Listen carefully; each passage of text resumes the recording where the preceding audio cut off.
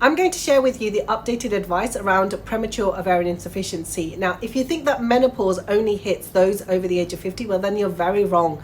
Premature ovarian insufficiency, or POI, can hit teens and women in their 20s.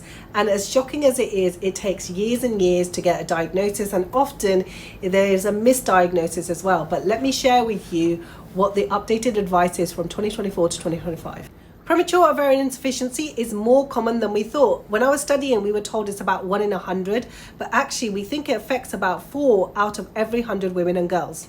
For a very long time, we didn't know what was the cause of POI, but now scientists have found that over 100 genes are linked to it. However, we still aren't sure which specific gene is linked to POI, but it's more likely that with better genetic testing, we can work this out. But yes, it's more likely to be running in families, so it's so important to check your family history and see if anyone else has premature ovarian insufficiency. Typically, the diagnosis of POI can take a long time, or it's completely misdiagnosed. And that's usually because the menopausal symptoms don't always come together. You can have absent periods, or your periods can restart as well, or you could have no periods and no one's made that link with the hot flushes and the night sweats and the irritability and the mood related symptoms that you're getting. So the gold standard blood test, or the way that you check for POI, is to do a FSH blood test. And we used to do it 4 weeks or 6 weeks apart and do 2 blood samples. Now the new advice is only 1 blood test showing a high follicle stimulating hormone blood test, FSH level, is needed to diagnose POI. This will help us hopefully to get a faster diagnosis. Typically with premature ovarian insufficiency, we know that it can impact egg production and fertility.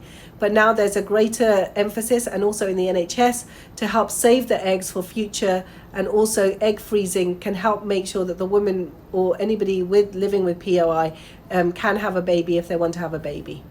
The gold standard treatment for POI is to start on systemic HRT, so estrogen, progesterone and testosterone, and make sure that we're giving localized topical vaginal estrogen as well.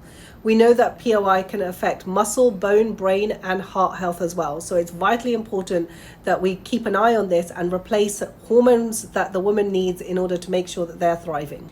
And in light of that, there is further advice on this, that they are saying that there isn't much research on complementary therapies like dietary or supplement or herbal medicines that are going to replace the hormones that you need. So we have to consider hormone replacement therapy for POI. Premature ovarian insufficiency is a lifelong condition, so you need your heart health, your bone health, get a DEXA scan as well, and also looking at fertility options as well is so important. I hope that's been helpful.